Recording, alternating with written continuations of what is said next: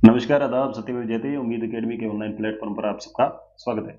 जैसा कि आप सबको पता है कि हमारे देश के मुख्य न्यायालय में अभी देश के 53वें मुख्य न्यायाधीश है, जो सीजेआई है, हमें कौन से मिलने वाले हैं? न्यायमूर्ति सूर्यकांत होंगे। यानी 53वें सीजेआई कौन होंगे? न्यायमूर्ति सूर्यकांत। उन्हें सीजेआई बी आर गवई, यानी वर्तमान के जो मुख्य सीजेआई है बी आर गवई, उन्होंने अपने उत्तराधिकारी के रूप में उन्हें अनुशासित किया है। और वे लगभग 24 नवंबर 2025 को क्या लेंगे? शपथ लेंगे। क्योंकि जो हमारे वर्तमान जो सीजेआई है बी आर गवई, इनका जो कार्यकाल है वो 23 नवंबर 2025 को क्या हो रहा है? पूर्ण हो रहा है। और जो न्यायमूर्ति सूर्यकांत है, ये हरियाणा से आने वाले भारत के पहले सीजेआई होंगे। और इनका कार्यकाल लगभग 2027 में 9 फरवरी 2027 तक रहने की संभावना है। अब प्रश्न उठता है कि सर, जो सुप्रीम कोर्ट में जितने भी न्यायाधीश होते हैं, उनकी नियुक्ति किस प्रकार से की जाती है? या हाई कोर्ट के जो मुख्य न्यायाधीश होते हैं या न्यायाधीश होते हैं, उनकी नियुक्ति किस प्रकार से की जाती है? और देश के जो सीजेआई होते हैं, यानी supreme chief justice of India होते हैं, इनकी नियुक्ति किस प्रकार से की जाती है? तो आपको इनके लिए दो प्रक्रियाएं हैं, दोनों अलग अलग है।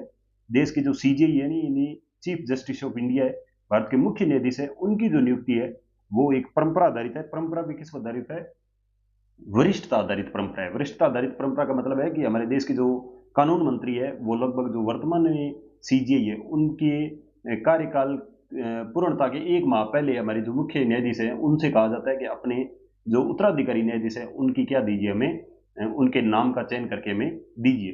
तो ये लगभग प्रक्रिया 1 माह पहले स्टार्ट की जाती है। और देश के जो मुख्य न्यायाधीश होते हैं, वो वरिष्ठता के आधार पर जो सुप्रीम कोर्ट में सबसे वरिष्ठ न्यायाधीश होते हैं, उनका नाम का सुझाव दे देते हैं। और उस नाम पे अंतिम मोहर कौन लगाते हैं? राष्ट्रपति लगाते हैं। ये केवल वरिष्ठता आधारित परंपरा है। और देश के मुख्य न्यायाधीश की नियुक्ति है, वो जो वर्तमान न्यायाधीश होते हैं, वही वरिष्ठता पर आधारित एक नाम सुझाते हैं और उनकी अंतिम नियुक्ति कौन कर देते हैं?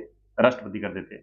और इसके बारे में बात आती है कि जो कोलेजियम प्रक्रिया वो किस पे लागू होती है? कोलेजियम प्रक्रिया देश के जो हमारा सुप्रीम कोर्ट का उसके अन्य न्यायाधीश और हाई कोर्ट के जितने भी न्यायाधीश हैं, उनकी नियुक्ति और स्थानांतरण प्रक्रिया के लिए कोलेजियम प्रक्रिया अपनाई जाती है। कोलेजियम प्रक्रिया में हमारे देश की एक तो सुप्रीम कोर्ट के मुख्य न्यायाधीश और 4 अन्य वरिष्ठ न्यायाधीश अन्य सारे जजों के लिए नाम सुझाते हैं। तो ये होती है कोलेजियम प्रक्रिया।